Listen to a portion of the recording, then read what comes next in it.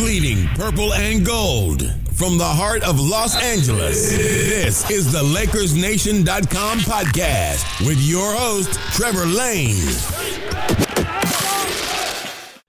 What's up, everybody? Welcome to today's show. As always, we are powered by CLNS Media and LakersNation.com, your home for everything Lakers. Your Lakers are gearing up for the final 25 games of the season. They are hoping to make a playoff push. We're going to be talking all about everything going on in the world of the Lakers, including what their draft pick could look like if they don't wind up making the playoffs. What else is going to be happening as they prepare to hopefully make this push? Is LeBron going to be able to kind of carry the team on his back through the final stretch? We're going to be talking about all that with Corey Hansford from Lakers Nation. But first, guys, quick request, if you could, head over to bit.ly/Lakers survey. Take a super quick, it seriously takes about 15 seconds, survey about you. That's all it's about. Helps our advertisers, helps us out, helps the show out, helps the site out. So again, go to bit.ly/Lakers survey. Will seriously take you about 15 seconds, and we'd really appreciate it if you could do that. All right, so let's go ahead and bring him on. You can find him on Twitter at the Corey H. That's THEE. Corey H. Corey Hansford from Lakers Nation. Corey, thanks so much for joining me. Guess who's back? It has been a long time. It's been too long. You know what? It was all the Lance Stevenson comments that we got last time that drove you away, I think. Yeah, probably, and that's fine. I'm still willing to down that hill. I'll take that. I'll be okay. So Corey, we're here. We are. It's the home stretch. The All-Star break has come and gone. The Lakers are, they're up against a wall. They're 3 games back of the final playoff spot in the Western Conference. And I think just right off the bat, do they make it? Do you think they make the playoffs based on what you've seen this season? Well, I have a case of beer with a friend of mine betting that they do make the playoffs. So they better make it, because I would really love a nice, 24-pack of 805s, on my doorstep in a couple months. So that'd be awesome for me. But I do think they are going to make it. It's not going to be easy, but I still believe that the Lakers at their best are, better than the Kings. And the Clippers basically got rid of half their team. Gortat was away. Avery Bradley's traded away. Tobias Harris traded away. They're going young. The Clippers are trying to keep their pick because they only keep it if it's in the lottery. So if the Lakers cannot pass the Clippers, who are trying to get out of the playoffs, and the Sacramento Kings, who are a young team, but a good team, but still a young team that should not be at the level of the Lakers, then quite frankly, they don't deserve to make it.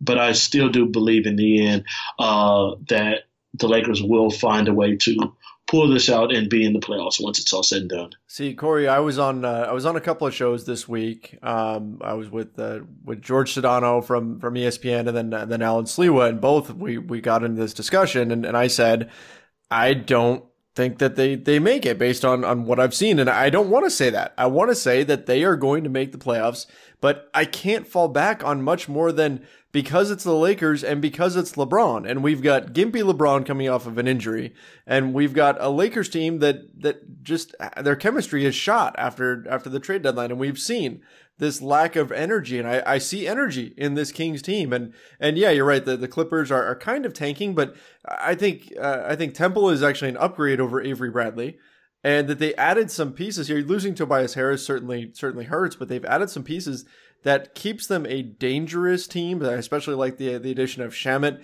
as a shooter coming off their bench. I think they've got some interesting guys there that can still keep them in contention. And so I'm legitimately concerned. I don't want to be. I want to say the Lakers are just clearly going to make it, but maybe it's the loss to the Atlanta Hawks that is sitting with me for too long. I just don't feel like they've really shown anything to make me feel confident, especially with the defensive slide.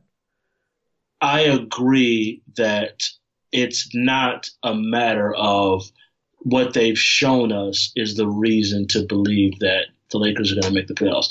It is banking a lot on it's the home stretch now, and LeBron's going to turn it up, and that is a lot of it. There is no denying that 100%. That being said, in regards to the Clippers, I love Lou Will. Lou Will is your best player. You should not be better than this Los Angeles Lakers team. And I really do believe that this time off and this time away to kind of clear out everything and now come back together without any more of these distractions. At the very least, you're going, look, all right, I ain't got to worry about nothing until June, July. You're not going anywhere. You're not getting traded. You're here now. I think that's very, very important. And I still believe that Lonzo coming back will help immensely, especially on defense. Mm-hmm. And, this has kind of been, for better or worse, Luke has always gotten the team to play well down the stretch in both of his first 2 seasons. And obviously this is a completely different animal with LeBron, and the expectations are far different than they were previously. But the one thing that had been the constant until that last month was defensively. And I do believe that the Lakers will get back to that defensive stretch when they were top number 7 in the league at one point in defensive efficiency. That's not by accident. You can't be that high at the 40-game mark like the Lakers were by accident. That there's something there defensively, and I think Lonzo coming back and LeBron focusing again, and hopefully JaVale returning to his early season form, I think that will help that a lot as well. I think the pieces are there to defensively take a step up, and then they'll also get some time to get Reggie Bullock in, who I think is going to help some defense on both sides of the ball, defensively and stretching the floor. The pieces are there to make the run. Whether it all comes together, we're going to see. Because, like you said, a lot of it is based on, well, it's LeBron. He's going to make that happen. But I do believe the pieces are there. Ingram was beginning to find himself. Kuzma's still inconsistent, but he has those moments. And Lonzo was playing the best ball of his career before he got hurt. So I think those pieces still being there are going to be enough to push the Lakers in the playoffs. Yeah, and I hope so. I hope that happens. I worry, I look up. I tend to, when I'm seeing something on the court, and I feel like there should be some sort of correlation that we see statistically, and what I've seen from the team recently defensively, it's given me some concerns, and so I look, and sure enough, statistically, the last 15 games, the Lakers are 27th in the NBA in defensive rating. That's horrendous. If that continues, that's it. It's over. They're not making the playoffs if they continue playing defense at that level. But as you mentioned, Lonzo Ball coming back, that changes a lot. I don't think it's all losing Lonzo. I think that the trade deadline has made an impact here. I think that knowing that basically every player on the team has been shopped, and knowing that all of these guys are also going to be shopped this summer because these trade rumors aren't going away. It's just sort of taking a pause for a little bit, and then it's going to come back. We're going to start hearing about this again in June. We're going to be hearing about Anthony Davis trades all over again. So these guys understand that, and I think that's going to affect that has affected chemistry. You can see where guys aren't making the extra effort. But if they can get to back where they were defensively, that's what needs to happen in order for them to really make a push and make a run towards the playoffs.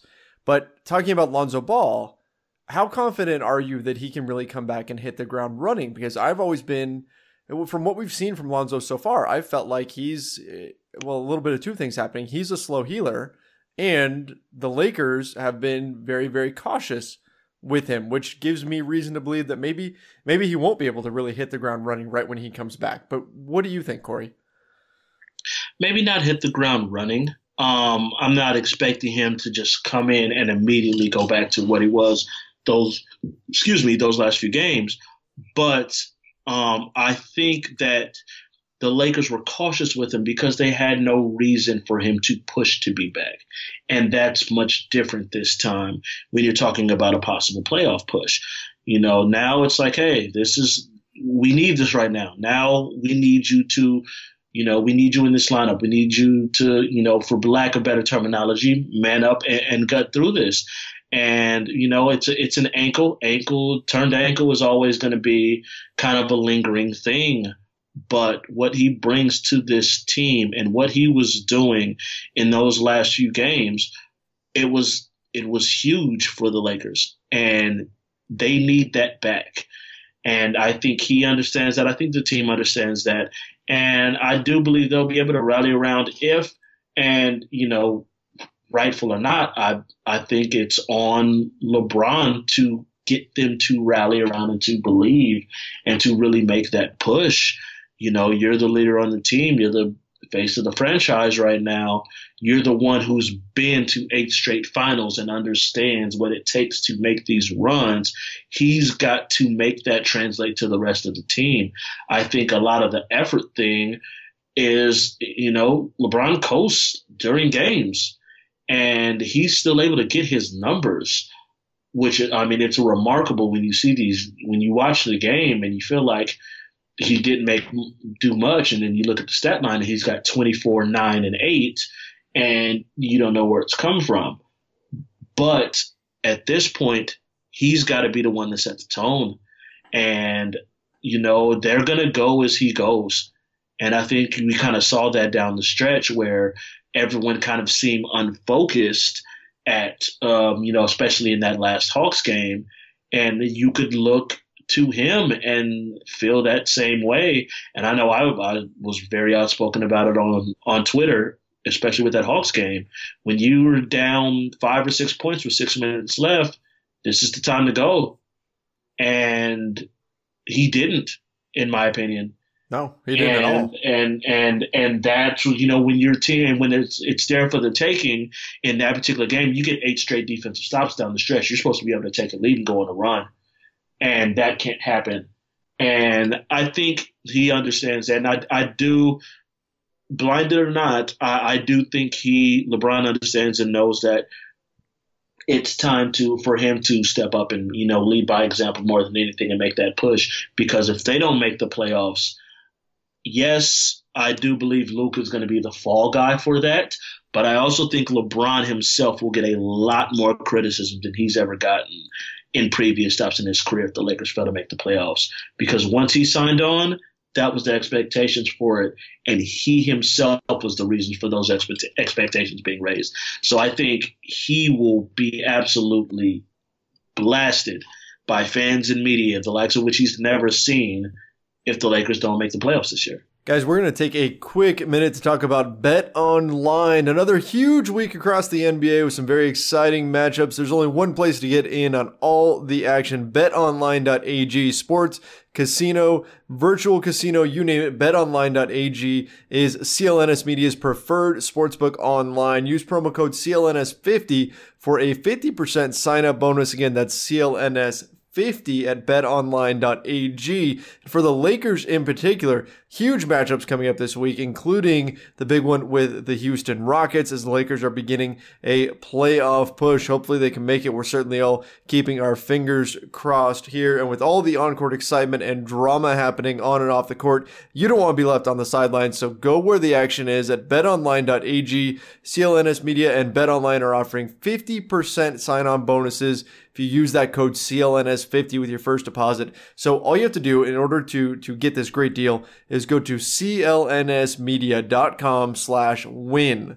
That's clnsmedia.com/win. Use the promo code CLNS50 for your 50% sign-on bonus today. BetOnline.ag, your online sportsbook experts. Yeah, you know what? I agree with that. And I think you look at the whole, the dynamic, right? That's taken place. Whenever LeBron has switched teams, he goes to Miami. He's welcomed with open arms. You're going to bring us championships. He comes back home to Cleveland. It's okay. Bygones be bygones, all that kind of stuff. It's welcome home, LeBron.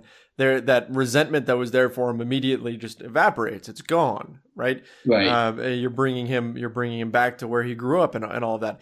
LA though, it's a different story. Man, you look at the reaction from Lakers fans and how many didn't want LeBron to come here. Didn't want him to come to Los Angeles to begin with because of, maybe it's the old Kobe LeBron rivalry, kind of a holdover from that or whatever. But I think you're right. Because of all that, you already have this sort of built-in negativity that's lying just under the surface in regards to LeBron James that maybe that all really comes out across Lakers fandom. Should the team not make the playoffs, and should LeBron continue to perform at the level that we saw when he played against the Hawks, and the effort wasn't there. I don't expect that to be the case. I'm assuming he's going to show effort, but there is some concern there. If they don't make the playoffs, and if it's clear that LeBron isn't at his best, some of this could really fall on his shoulders, and maybe rightfully so. Exactly, and I agree with that 100%. Like you said, and some of that is some of the negativity, but it's also the expectations that comes with it.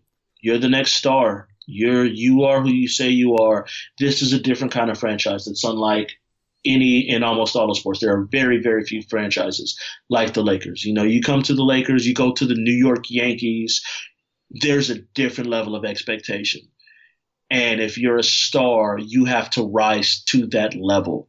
And if he doesn't, he's going to hear about it. I do believe he will. I do think that he came back a little bit early and his hamstring is probably bothering him a little bit. But I think he's going to put that past him. And like I said, blindly or not, I still believe that he's going to figure it out and for lack of a better term, put the team on his back and make this run to the playoffs. And, we've seen this before, right? We've seen this from other NBA players. I mean, James Harden just this season. Chris Paul goes out, Clint Capella goes out, James Harden, who the Lakers are playing Thursday night, they both go out, and James Harden just starts going off, right? He starts having these huge stat lines, puts the team on his back. Kobe Bryant, right before he tore his Achilles in 2012. Dwight Howard is he's injured. He's got a spinal injury, which was, I know a lot of Lakers fans found that fitting, that his spine was missing in action. I had some fun with that one. Steve Nash was hurting because of some luggage issues, and so Kobe wound up going nuclear until he eventually tore his Achilles. But he basically dragged the team to the playoffs. Does LeBron have that in him? We literally saw this, but that's what's funny. We literally saw this from LeBron last year. Yeah, and that's what kind of like. And don't get me wrong, the man has a ridiculous amount of miles on his body. Right. So I completely understand his want and his need to pick his spots, not exert himself too much throughout the beginning of the season. I 100% understand it. I agree with that. The man's got to take care of himself. He's 16 years in the league. It's only natural that he's going to have to do that. But we saw it last year. I still stand firm that I think this Lakers team now, and even at the beginning of the year, is a better supporting cast around him than what he had in Cleveland last year. And he was able to put them on his back and take them on a run to the finals, granted with a terrible Eastern Conference. But at the very least, they were able to make a run and really challenge teams. And I'm not saying that I'm expecting him to do the same and make a finals run in this West, but they should be able to make a climb into the playoffs if he's able to go at the level that he was at literally 1 year ago. Yeah, absolutely. If he can, and again, I still think that's a little bit up in the air, but if he can perform at that level, then they should be able to make that run. Okay, they're going to have to win the games against the Clippers. They're going to have to win their one game against the Kings, and they're going to have to really figure out a way to close this gap here and play some winning basketball down the stretch. But I'll tell you this, Corey, I've seen there's this growing sentiment, and it reminds me of kind of the tanking days of when we were hoping to keep our protected draft pick, right? When the Lakers were had their top 5 protected pick, and then they had top 3 protected and all of that. I've seen this sentiment among fans. People saying, I would rather not make the playoffs and have at least maybe a 1% chance at getting Zion Williamson than making the playoffs and getting the Golden State Warriors in round 1 and getting swept in 4 games. I'd rather have the Lakers go with option A and not even make the playoffs. I don't agree with that at all. I'm completely against that, but I know you always have such amazing responses to people who are spouting stuff off on Twitter, so I really wanted to get your take. What do you think about that sentiment that's out there right now that maybe it would be better if the Lakers didn't even make the playoffs? Slap yourself. There it is. You got to be kidding me. Seriously? Really? Like now? The whole point. It's just amazing to me. The entire point of, okay, we wanted to tank these last couple of years so we can get these draft picks. And then we clear out our cap room so we can get a star player. And we did that. And now we're supposed to want to miss the playoffs again? No, that's not how this works. we got our picks. We have our young guys. We got our star into our young guys. Now's the time to win. You know what will help Ingram and Kuzma and Lonzo and these guys develop? Playoff basketball. You gonna tell me that Jason Tatum isn't better off for that playoff run that he had last year? The playoff basketball is a different level, and these guys need to experience that. It's a level of confidence, a level of knowing you belong. I remember I was watching over the All-Star weekend the Dwayne Wade interview. He was talking with Kevin Garnett on TNT, and he said after that first series when he played the Pacers, he said once he finished that series, he realized that he belonged in the league. Like, that's what made he goes whole rookie season, gets his team to the playoffs, but it wasn't until he played in the playoffs that he really felt like, okay, I know I'm supposed to be here. I know I'm at this level. That's what playoff basketball does. It forces you to go to a different level. Either you have it or you don't, but you don't find that out until you get there. And these guys need to experience that. There is no substitute for playoff basketball. I'm not going to sit here and tank for the 1% chance that we're not going to get Zion. And who are we going to add? DeAndre Hunter? Like, Bol. Yeah. That was the latest projection, was Bol was going to be a Laker. Come on. Like, let's just be real here.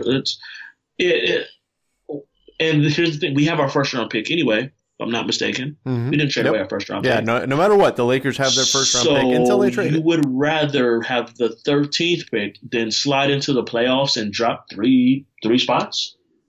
So it'd be the 16th pick instead of the 13th pick? It's foolish for a couple of spots. You want this team to make the playoffs. That is the next step in this progression. Last year, when we won 35 games, was supposed to be, okay, now we're seeing you're going to build again. You don't build again by missing the playoffs again and winning. All right, well, we won 40 games this time. No, not when you have LeBron James on your team. The expectations immediately change. And if you're wishing for a tank job, it's way too late for that. We already won 28 games. We've already won 28 games. Like, it's done.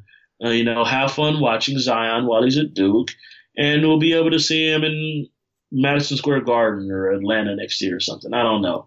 But maybe New Orleans. It's just maybe New Orleans. Who knows?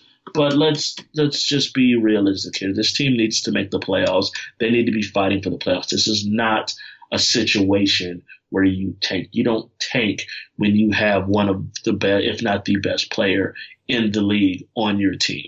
Don't do it. No, yeah, and I'm seeing people say, "Oh, shut LeBron down so he's well rested for next season and all that." No, you go for the playoffs right now. You never know what could happen. Hey, the Lakers actually match up fairly well with the Warriors, and we've seen them give the Warriors some pretty tough games. Now we've also seen them get blown out by the Warriors, but you know what? They beat them on Christmas Day. Not saying they would defeat them in a 7-game series or anything like that, but I mean, you at least want to give yourself that puncher's chance. You want to be there, and you want those young guys, like you said, Corey. You want those guys to get that experience. Look at NBA history. It's littered with teams who had to take their lumps in the playoffs for a few seasons before they could eventually break through. I think about the Shaq, Kobe, Nick Van Exel, Eddie Jones Lakers when Kobe's airballing threes against the Utah Jazz. It takes that learning experise in order to eventually get to the next level. The Young Thunder against the Lakers in 2010. Prime example. And not just that. Here's the thing. We're 2 losses out of the 8 spot. We're 3 losses out of the 7 spot. We're 4 losses out of the 6 spot. We're not 7, 8, 9 games out of climbing up to 6 or 5. We're 4. You get on a hot streak and the Lakers win 8 or 9 out of 10 games. They're probably already above the 8th seed. So it's not just the only way to get in is in the 8th spot and you've got to see Golden State. It's more than conceivable, especially with the Spurs having some struggles recently, that they could climb into the 7th spot or the 6th spot. And if they're able to do that and you play, say, Denver or Oklahoma City or Portland, all bets are off. Sure. Yeah, if you can find a way to avoid Golden State, then next thing you know, the Lakers could be in the second round. They could make it all the way to the Western Conference Finals. You never know what can happen if you can move up there. Again, I guess it kind of goes back to looking at the Lakers' playoff chances and more thinking that they're going to make it because of what some teams around them are, that they're going to slip more than the Lakers are going to improve. But I do still think there's a good Lakers team in here, and they can make that push. It isn't outside the realm of possibility. And if they do, then hey, anything is possible. And like we've been saying, you want this team in the playoffs. Yes, you want the experience, but if for nothing else, if you head into this offseason with a Lakers team that didn't make the playoffs, and then you have to go and try to sell the top free agents on how you can be a championship team once they join up, that's the kind of stink that you don't want on your franchise when you're going to go try to convince guys to sign on long-term and play alongside LeBron James. So even if you're thinking the Lakers are going to get blown out in the playoffs or whatever, you still want to be able to say, hey, they were in the playoffs. They're able to make that push. They are one of the better teams in the West. And we just need one or two more pieces in order to really make that jump. Because if you don't find success and you don't get to the playoffs, that becomes a much tougher sell for Magic Johnson and Rob Pelinka this summer. We're going to pause for one moment because we need to talk about Mint Mobile. There are a lot of things in life that just aren't right. Carpet and showers, eating dip with your fingers, chunky style milk, paying too much for your phone bill. Now that's definitely not right. But thanks to Mint Mobile, you don't have to overpay for wireless anymore. They reimagined the wireless shopping experience and made it easy and online only, which means they can pass significant savings directly to you. And for a limited time, they're offering 2 months free when you buy your first month. That's $20 total for 3 months of wireless. This is a no-brainer. Amazing deal. $20 for 3 months of wireless. That is a no-brainer 100%. And it's only available for a limited time. $20 total gets you 3 months of wireless service with 8 gigabytes of 4G LTE data each month, plus unlimited nationwide talk and text. Use your own phone with any Mint Mobile plan. You can keep your old phone number along with all of your existing contacts, which we all know is so important because it's such a hassle to try to get everything re-entered into your phone. Mint Mobile runs on the nation's fastest, most advanced LTE network, and if you're not 100% satisfied, Mint Mobile has you covered with their 7-day money-back guarantee. So take advantage of Mint Mobile's amazing deal before it's gone. Pay just $20 for your first month of wireless and get another 2 months free by going to mintmobile.com/nation. That's mintmobile.com/nation to get 3 months of premium wireless service for just $20. mintmobile.com/nation. You know, like it's the free agency class as it is already looking very iffy as far as people who would actually come to the Lakers. It would not be even worse to not even be able to say we're a playoff team. You know, we would have been higher, but we had some injuries, but we were still a playoff team and we did this, and now we had you. We're right here. You still have the opportunity to be able to say that. Like you said, that's a big selling point. People want to win. Every move that these players are making is about. I'm tired. Anthony Davis, for as ridiculous as he has handled this situation, his entire purpose is: I've been in here 7 years. I've been to the playoffs twice. I won one, and one of those I got swept out in the first round. I'm tired of this. I'm tired of watching NBA in April. They're sacrificing millions. They're sacrificing guys like Davis, sacrificing millions of dollars. We're not talking about they're taking, a slight pay cut or anything. They're sacrificing millions of dollars to go to a winner, and the NBA is perplexed about it. They don't know how to fix it because they're having superstars team up and they can't figure out how to stop that from happening. And it's not going to happen. They're not going to be able to stop it as long as guys are willing to take pay cuts to do it. Exactly. And that's how important winning is. So how do you can't sell these guys on a team that doesn't even make the playoffs with the guy who's supposed to be one of the greatest of all time, right? LeBron James, with him on your roster, even if he missed 17 games or whatever it ended up being, you still need to make the playoffs. And it baffles my mind when I see people say, oh, I'd rather have the Lakers not make the playoffs. I'm happy I haven't seen that. But then again, maybe that's a good reason for me to stay away from Twitter. Because if I start seeing that, I don't know how I'm going to react. So we brought up Anthony Davis a little bit. how big of an issue do you think this is? Do you think this is something that will linger in their minds? Because that's my big concern right now, is that, look, every guy in the Lakers locker room now knows exactly what the Lakers think of them, that they'll probably be on the trade block this summer, and that it's because of LeBron James and the sped up timeline that comes with having LeBron James on your roster, that they're now on the trade block. How heavily do you think that's going to weigh in their minds over these last 25 games? I don't think it should. I think I understand it as the trade deadline is approaching and in that time period, because your future at that moment is in doubt. It's tough to sit there and play a game and be like, okay, but like 8 hours from now, I might be on my way somewhere else. I understand that. I believe at this point, okay, you know it now. Personally, for Ingram, this isn't the first time you've been mentioned in trades. Sure. I think Ingram should be, any time the Lakers are mentioned, Ingram's always mentioned as being a centerpiece of a trade. So I think he should be able to handle it a little bit better. And I don't think it should affect Kuzma, because I just don't think Kuzma cares. I think Kuzma's all about, his shine, and hey, I'm going to come out here and play basketball, and I will go up and get my shots up. Kuzma has that attitude where it doesn't seem like it would affect him too much anyway. Right. Ingram probably a little more, but I think he's starting to get used to it, because it's happened just about from the DeMarcus Cousins to Kawhi Leonard to Paul George to Ingram's always mentioned. So I think he's going to be a little bit more okay at this point, but you can't worry about the summer. It's the summer.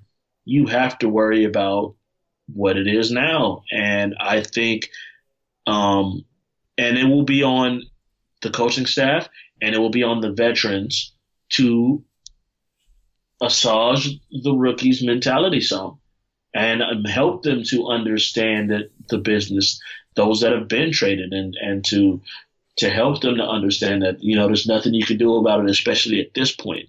Now is the time to play basketball. And, there's, as they say, there's always two ways to look at the trade rumors. One is that someone's trying to get rid of you, but the other is that somebody else wants you. And that still makes you, you're still a valuable commodity. And so I'm hoping that they're able to look at it in that way and just be able to put that to the side and focus on the task at hand, because especially, those, they've been here for a year or two now, they know how the media and how the fans are going to react to everything. So I think they realize that if they continue to stink it up and not make the playoffs, it's going to be way worse than any kind of trade rumor. Oh yeah. I mean, that's just, that comes with the territory of being a Los Angeles Laker, that sort of expectation. I do wonder whether or not this will kind of weigh heavily on guys' minds, in addition to a lot of guys being on expiring deals. I mean, even guys they just traded for. We're talking about Mike Muscala and Reggie Bullock. These guys are also on one-year deals. Rajon Rondo, JaVale McGee. These guys all have a lot on the line, and sometimes being on a one-year deal doesn't always lend itself to playing team basketball, which is what they're going to need to do if they're going to make the playoffs. So you've got these trade requests that, or the trade rumors, I should say, that were taking place just a few weeks ago. Then you've also got that dynamic too of a lot of guys being on one-year deals, and so you've got a lot for the Lakers here to balance, and a lot for Luke Walton to try to balance here. What's your thoughts here? Can Luke Walton hold it together? Because we know he's been under fire too. Yes, and for some good reason. I think some of it is overblown. I don't think suddenly Luke Walton is not a great coach. I think he is a very good coach. I think there are things that he does very well, and I think there are still a lot of things that he still does need to work on. His rotations, being chief among them, and his substitution patterns. I think the biggest thing he for sure needs to do is to, and hopefully the Lakers will be able to stay healthy throughout the remainder of the season to help them to really lock in a rotation and to really just, all right, this is our 9. These are our 9 guys. And then if there's a situation here or there, or, a different, how, depending on how the game is going, we might turn to this guy a little bit and this guy a little bit. But he needs to be able to have his set rotation. to me, it is difficult with a lot of one-year guys. I think, and what I hope would be the difference for these one-year guys is that they know their role. Rajon Rondo isn't going to suddenly start trying to chuck up 20 shots a game. Rajon Rondo knows what he does best.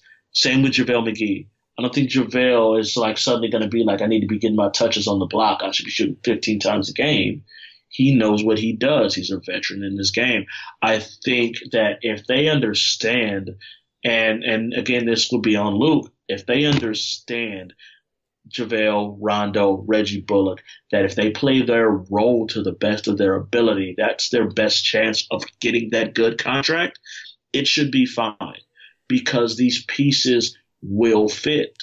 I think Bullock is a good fit next to LeBron, next to Ingram. You know, Muscala coming in to stretch the floor. LeBron always works well with guys who can stretch the floor, especially bigs. Channing Frye and Chris Bosh and Kevin Love. I can't believe I put Channing Frye in the same sentence as them. Wow. But, you know, that's a chance for him to shine. So I think, you know, it's on the coaching staff to make them understand you play your role to the best of your ability, you're going to get paid. Lance is a massive X factor. You know, KCP, Josh Hart has been injured for some of this time. So it's going to be tough to really narrow down the rotation. But he's got to figure that out. And I think if he's able to do that and guys know I'm going to get around this time and this is how I make my impact, I think that'll help out everything. Well, and as you said, that's not all on Luke Walton, the fact that they've had an inconsistent rotation, because I went back and looked, and not counting guys who would occasionally get the dreaded DNP CD that did not play coach's decision, right? Just counting their core members of the team, Luke Walton has had 11 games this season where he's had his main pieces in. I'm talking about Rondo and JaVale and Tyson Chandler and LeBron and then of course all the young core and everybody else. Right. So 11 games total where he's really had a solid group that he could lean on for, say, a 9-man rotation like you're talking about.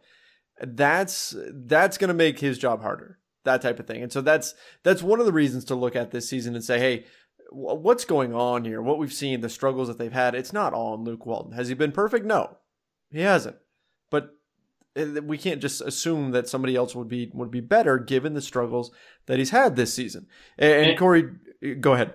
And to that point, who is this coach that you're going to get who's going to be so much better than Luke Walton? Oh, come on, Corey. It's Mark Jackson. Mark Jackson, the guy who couldn't get a top 10 offense with Steph Curry and Klay Thompson. He's going to make this offense suddenly click. Jason Kidd, the Bucks added Brook Lopez and Ilyasova this summer, and they went from the 6 or 7 seed to the number 1 seed. Oh, yeah, that's right. They got Mike Budenholzer as coach instead of Jason Kidd. Suddenly, they're the top team in the East. That's the guy, Jason Kidd, the guy who sold out the Nets to go to Milwaukee in the first place. He's the guy who's gonna take the Lakers to the next level. It just makes no sense. Who are these mysterious coaches that are just going to be vastly better than Luke Walton? Because the names that they keep mentioning are awful, and I want no parts of that. You know, and if it was Pop, if it was Spoelstra, if it's whoever, right, coming over, then okay, I can get that. If there's somebody like that out there, I've even heard Tom Thibodeau, which no, he would play LeBron 48 minutes a game, so no, you don't want Tom Thibodeau. But you know what? Every time we bring up Jason Kidd, and this name has come up a lot lately. In fact, I believe that he is right now the favorite in Las Vegas to be the Lakers coach next season, which is mind-blowing. But I always think back to that Lakers versus Nets game. I don't remember which player it was where Kidd told the player to hit him, to run into him so he would spill his drink all over the floor because he was out of timeouts. Right. Like that's the guy. That's his lasting legacy as a coach. Think about that. Unbelievable. The man has coached many, many years on multiple teams, and his lasting legacy is a creative way to get a timeout when he didn't have any. Amazing. This is your king? Come on. Come on. We can do better. We have better. It's just these options just don't make sense. I don't understand how you could see the Bucks last year and this year without making any huge major additions. A couple of role players, and they go from 6th to 7th to 1st. Aside from they got rid of their coach, I'm shaking my head. I know you can't see this on the podcast, but my face is in my palm, and I'm shaking my head. I just want you all to know this. The grass is not always greener on the other side, and all this discussion is making Corey facepalm. That's where we're at right now when we talk about bringing in all of these other coaches. And again, we're not saying Luke Walton is perfect, not at all. Right? Not at all. He has not been, but again, the grass is not always greener. Robinhood is an investing app that lets you buy and sell stocks, ETFs, options, and cryptos, all commission-free. While other brokerages charge up to $10 for every trade, Robinhood doesn't charge any commission fees, so you can trade stocks and keep all of your profits. Plus, there is no account minimum deposit needed to get started, so you can start investing at any level. The simple, intuitive design of Robinhood makes investing easy for newcomers and experts alike. View easy-to-understand charts and market data, and place a trade in just 4 taps on your smartphone. You can also view stock collections such as 100 most popular. With Robinhood, you can learn how to invest in the market as you build your portfolio, discover new stocks, track your favorite companies, and get custom notifications for price movements so you never miss the right moment to invest. Robinhood is giving listeners of Lakers Nation a free stock like Apple, Ford, or Sprint to help build your portfolio. All you have to do is go sign up at lakers.robinhood.com. Corey, I got to jump back to one thing here. So this just popped up on my Twitter feed here. That's we talked about how the trade rumors are not going away. These are something that these guys are going to have to deal with, and that part of that is just being, part of the Lakers. It's life as a Laker. So we know Anthony Davis had his comments about the Celtics during All-Star Weekend. He said, that he never said the Celtics weren't on his list. Okay, which threw everybody into a frenzy, and then later he throws in that, hey, 29 teams are on my list. Anywhere but New Orleans. Those teams are all on my list. And now Shams Charania reports on Stadium. The Celtics, I'm told, are still not a long-term destination for him in his mind. I've been saying this from the beginning. If Anthony Davis goes into this summer and continues to assert that he will not stay with the Boston Celtics, I don't see the Boston Celtics giving up Jason Tatum and all these other pieces that we're talking about, which then again puts the Lakers back in an interesting spot where maybe with a new GM in place, they can work something out. Not that I really want to dive into more Anthony Davis trade discussions, but the bottom line is this talk is not going anywhere. So this Lakers young core has to figure out a way to get over it if it's something that's still on their minds. Absolutely. They have to be able to put it past them because look, at the end of the day, it ain't going to happen right now. It's not happening today. It's not happening tomorrow. It's not happening next month. You've got to focus on now because guess what? If you play that bad and it's focusing, you're unable to focus that much, you ain't going nowhere anyway because they're not going to want to trade for you. So you can't focus on that right now. You just can't do it. And I mean, this whole Davis Celtics thing, it's all madness. I'm going to take the guy at his word. The man literally just said it out in public that he'll go wherever. I don't believe that. Like, I'm pretty sure if, they traded him to Charlotte, he would be like, oh, yeah, no, we're good. Like, we're fine. But, it's – who knows? He wants to be the good guy. He wants to be the good guy while his agent and while Rich Paul does all the dirty work behind the scenes. He wants to publicly say – I'll go wherever. I'll go anywhere. Oh, what? My agent just said something else. Oh, sorry. I didn't know anything about that. It's just not possible. You watch Parks and Rec, Corey? I have not. Okay. So for listeners, it's the Chris Traeger, Ben Wyatt dynamic where Chris Traeger comes in with all the good news and smiley and everybody loves him. And then Ben Wyatt comes along and hammers them with no, we're cutting your budget by 60% or whatever. Okay, it's that sort of thing. And Corey, if you watch that, right. You should watch that show. It's a good show. I'm late on these shows. I only recently over the last year plus got into The Office and absolutely loved it. So okay. Parks and Rec will eventually. Yes. I'm sure I'll come around to that. I do agree with that though. I think Davis was very very naive as to his ability to just be able to kind of be separate from the things, the way they handled the situation. They flat out tried to force their way out of a situation with a year and a half left on their contract. And if you're going to do that, you have to go all the way in, and that's what they did. But if you do that, you're not then going to be able to play the good guy after it. It's like I'm going to show a little bit of age here. Rocky 2. When Apollo, he's like saying he wants to fight Rocky again. And he's like, well, call him out. They're like, well, you're going to have to be the bad guy. You're going to have to bash him. And he was fine with it. He said, I don't care. Just get him out here. Like, that was his thing. He was willing to be that bad guy in order to get what he wanted. Davis is trying to do that, but not be the bad guy. It's not possible. No. There's no way around it. He'll end up catching, especially if you go right now. There are 29 teams in the NBA that basically hate the Lakers, right? I mean, they want the Lakers to not be successful, pretty much. Right? Which, I mean, that's life, right? It's the way it goes when you're a storied franchise and all of that, and you've got one superstar and you're threatening to get another one and potentially create a new dynasty and all of these things.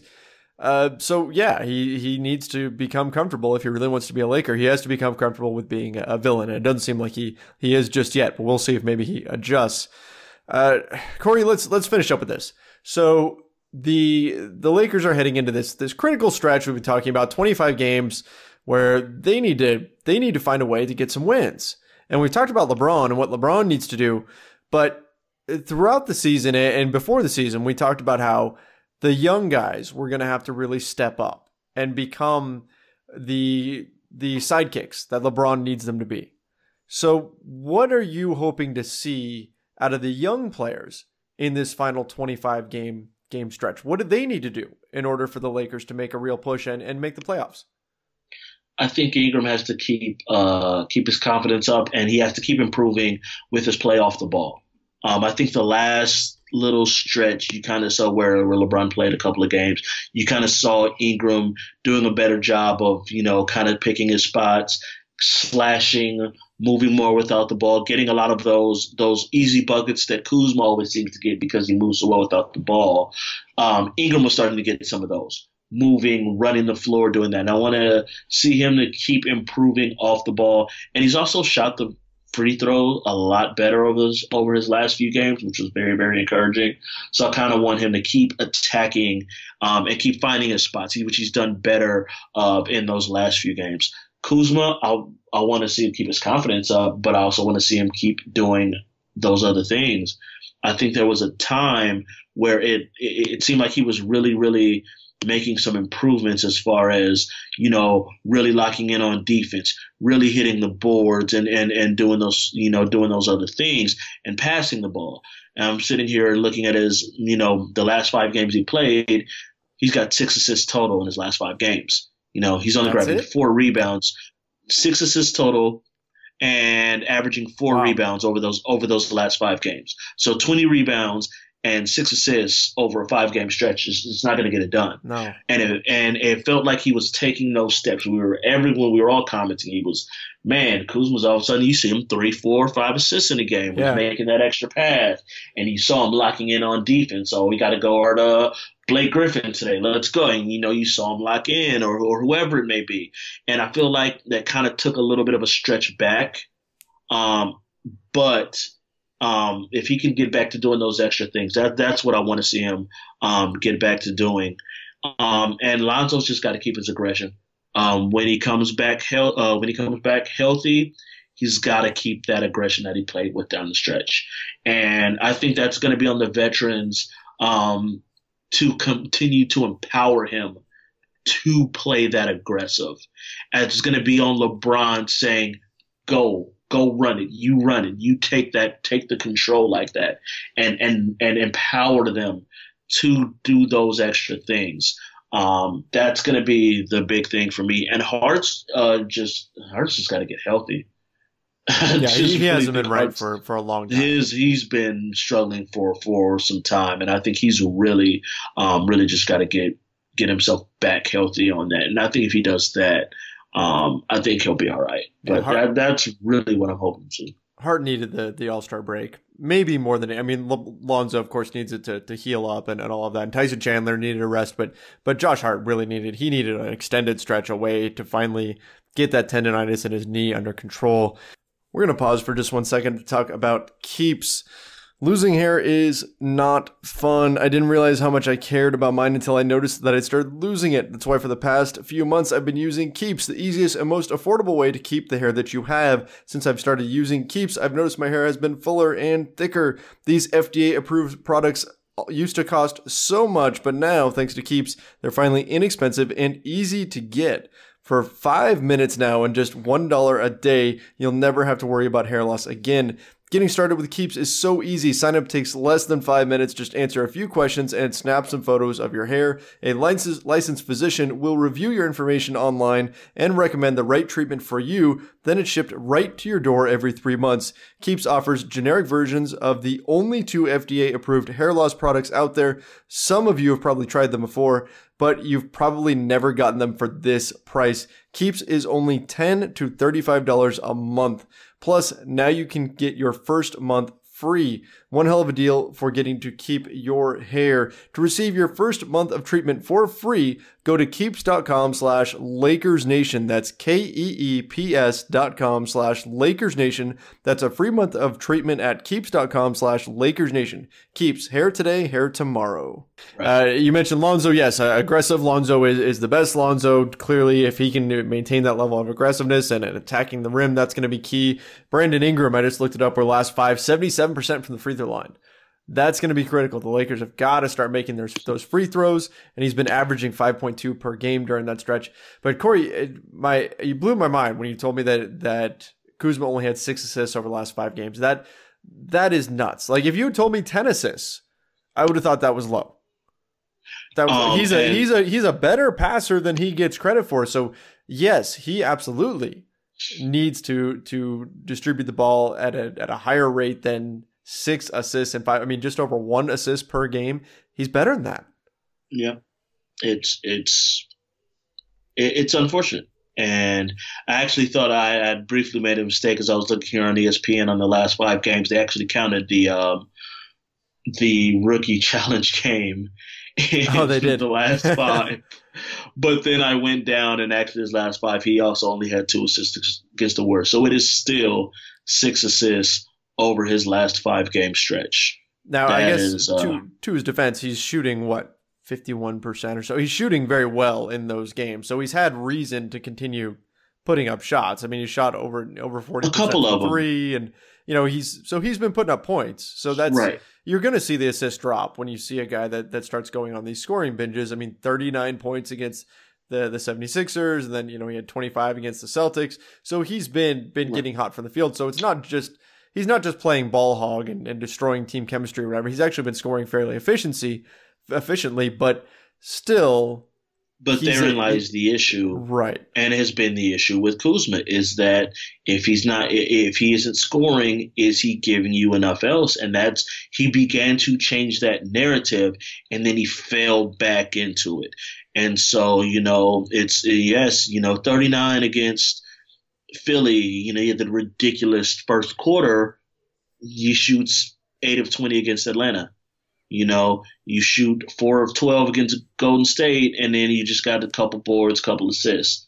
Those are the games that worry me, is that you have to find a way where if you're not scoring, you have to be doing something else. And that's always been part of the reason why I've always been partial to Ingram a little bit more, is that yes, Kuzma's absolutely the more dynamic player, but I feel like if Ingram only gives you 12 points, he's giving you at least either 6 rebounds or 6 assists, and he's busting his butt on defense.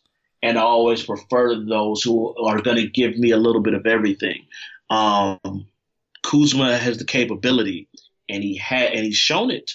He has absolutely shown it at times. And I hope that the break will get him to return back to that, where you could sit there and say, all right, Kuzma had, and maybe he only had 16, but he had 9 rebounds and 4 assists as well. And he was, chasing around Kevin Durant around the perimeter half the game and banging with the center because the Lakers had to go small, down low on the block. That's the Kuzma that I want to get back to. That's where the Rising Stars Challenge MVP almost worries me a little bit. Like it was great to see him win it, but I worry that he's going to come out really gunning, and then if he's not hitting, that he isn't really doing those other things to help you win. I mean, you think about not to compare Kobe Bryant to Kyle Kuzma in any way, but you think back to Game 7 in 2010 against the Celtics. I mean, Kobe had that horrific shooting night, but he was just grabbing every rebound in sight and did everything possibly he could other than efficient shooting in order to help his team win. I don't know that we've been able to see that sort of progression out of Kyle Kuzma yet. He's been a good scorer, and when he is scoring, he's a major asset out there, but we need to see him consistently doing the other things. We talked about his defense. In the month of February, he didn't record a block. No blocks in the entire month. That shouldn't happen. It shouldn't. It absolutely shouldn't. And like I said, he's capable of it. And I do believe he's capable of it. I really want him to put it all together. I really do. A lot of people think I hate Kuzma sometimes because I get kind of on him a little bit. But I really do think Kuzma has the capability and that potential to really do all these other things. And I really hope he's able to turn that around. Yeah, Corey, that's a key distinction too, because we're going to come across right now that we're just ripping Kuzma and that he's the guy that needs to fix everything, and Ingram is fine and Lonzo's fine. They just have to be aggressive and then they're all good. No, we're saying these things because Kyle Kuzma can do these things, because he can be that next level player. He can take that next step, and I think I'm very high on Kyle Kuzma. I think he's got the right mentality for it too. And that mentality is an asset. Yeah, that mentality 100%. Is an asset. You throw Kuzma's mentality into Lonzo, my God, like that's a completely different – everyone has a completely different outlook on Lonzo Ball if he has a mindset like Kyle Kuzma. That is an asset, and you don't want him to lose that, but you want him to also place that on other things than scoring. Yep. And that was what will be the difference in him being okay. He's he can score 20 a game, and him being a perennial all-star. That's going to be the difference. And he does have that. He's got that in him. He's got that potential to get to that level.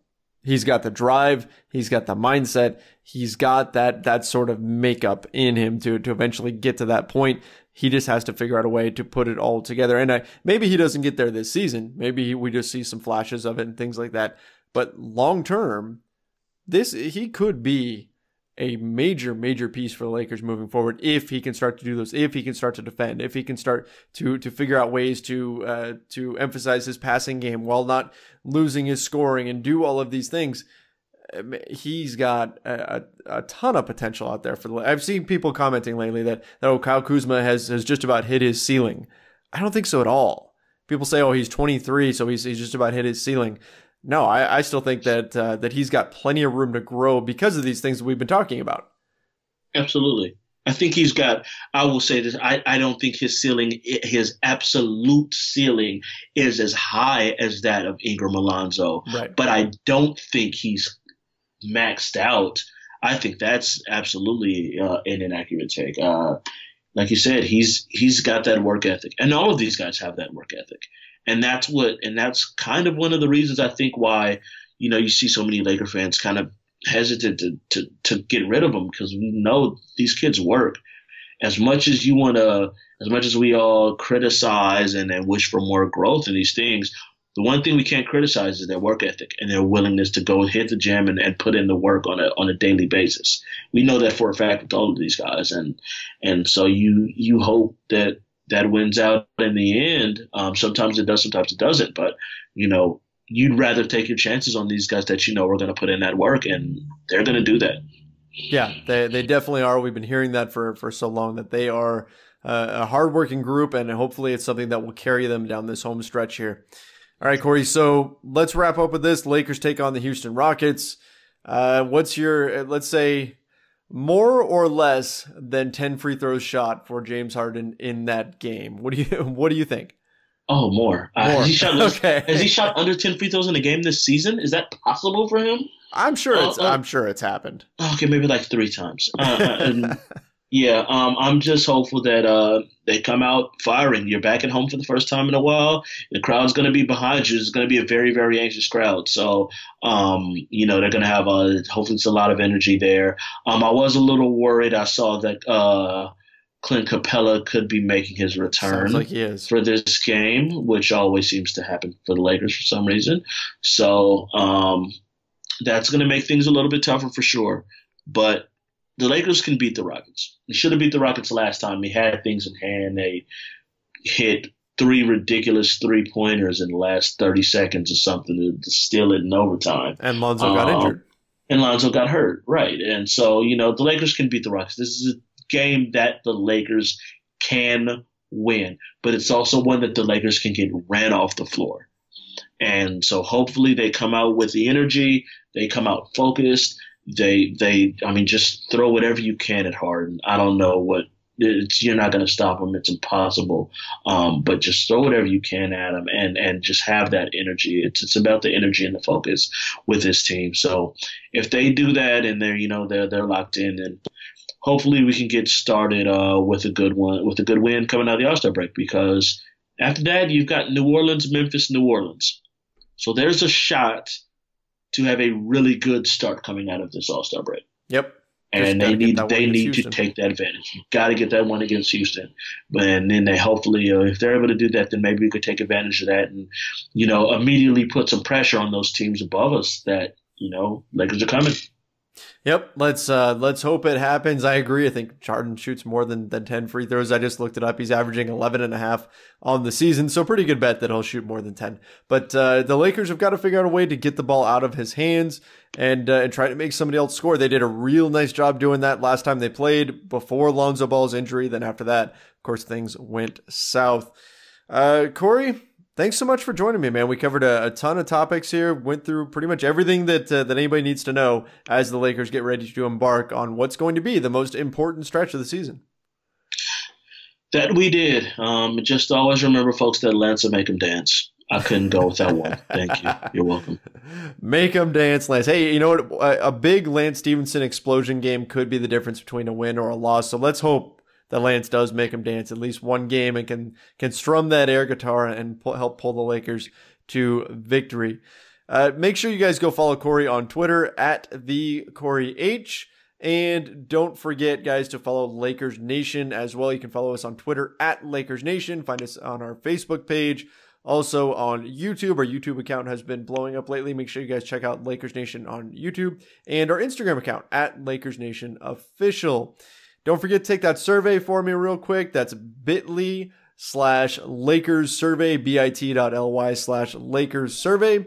And that's going to do it for today, guys. We'll be back again next week with all new show. We'll be talking about what's happened in the Lakers' first couple of games back from the All-Star break, whether or not they are going to make that playoff push, and if we're seeing improvements on the compared to what we've seen right before the break, which I guess that's kind of a low bar to clear at this point. But thanks everybody for listening and joining us. My name is Trevor Lane. Follow me on Twitter at Trevor_Lane. And as I said, we'll be back soon with a brand new episode. Till next time, if you wouldn't mind, go and rate, review, and subscribe to this show on iTunes. We would appreciate it. Till next time, guys. See ya.